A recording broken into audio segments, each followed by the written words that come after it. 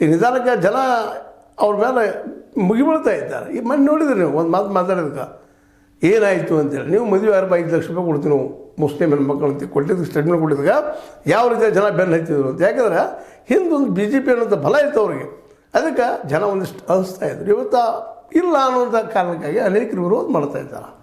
ಸ್ವತಂತ್ರವಾದ ಮೀಡಿಯಾಗೆ ಬೇಕಾಗಿರುವುದು ಸ್ವತಂತ್ರ ಧ್ವನಿ. ಆ ಸ್ವತಂತ್ರ ಧ್ವನಿ ಉಳಿಸಲು ನೀವು ಮಾಡಬೇಕಾದದ್ದು ಇಷ್ಟೇ. ಅದೇನಪ್ಪಾ ಅಂತಂತಂದ್ರೆ ನಿಮ್ಮ ಕೈಲಾದಷ್ಟು ಸಹಾಯ ಈ ಚಾನಲ್ಗೆ ಮಾಡಿ ಹಾಗೂ ನಿಮ್ಮ ಧ್ವನಿಯನ್ನು ಕಾಪಾಡಿಕೊಳ್ಳಿ. ಇಂಥ ಪ್ರಸಂಗದಲ್ಲೇ ಒಂದು ಪಕ್ಷದ ಹೇಗೆ ಹೇಳ್ತಾರೆ, ಯಾವ ರೀತಿ ಇರ್ತದೆ, ಅದಕ್ಕೆ ಫಂಡಿಂಗ್ ಏನಿರ್ತದೆ. ಮೊದಲು ಫಂಡಿಂಗ್ ಭಾಳ ಮುಖ್ಯದ. ಇವ್ರಿಗೆ ಯಾರಪ್ಪ ಫಂಡ್ ಕೊಡುವಂಥವ್ರು? ಇವ್ರದ್ದು 100 ಎಕರೆಯೋ 200 ಎಕರೆ ಭೂಮಿ ಇರ್ಬೋದು.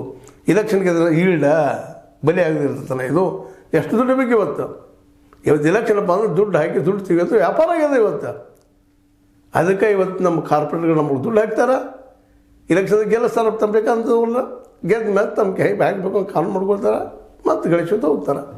ಅದಾಗಿದೆ ಇವತ್ತು ನಮಗೆ, ಅದು ನಮ್ಗೆ ಹೊಡೆದು ಬಿದ್ದಿದ್ದು. ಯಾವ ಕ್ಷಣದಲ್ಲೇ ಎಕನಾಮಿಕ್ ಪಾಲಿಸಿ ಫೇಲ್ಯೂರ್ ಆಯಿತು, PV ನರಸಿಂಹರ ಕಾಲಕ್ಕೆ ಓಪನ್ ಮಾರ್ಕೆಟ್ಗೆ ಇದನ್ನು ಓಪನ್ ಮಾಡಿದರು.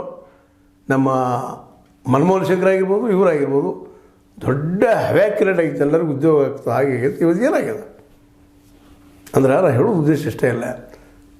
ಈ ಒಂದು ಇವತ್ತು ನಮ್ಮ ಯತ್ನಾಳರು ನಾನು ಮುಂದಿನ ಮುಖ್ಯಮಂತ್ರಿ 28ಕ್ಕೆ ಹೇಳ್ಕೊಳ್ಳಿ, ಏನಿಲ್ಲ ಎಲ್ಲರೂ ಹೇಳ್ಕೊಳ್ತಾರೆ.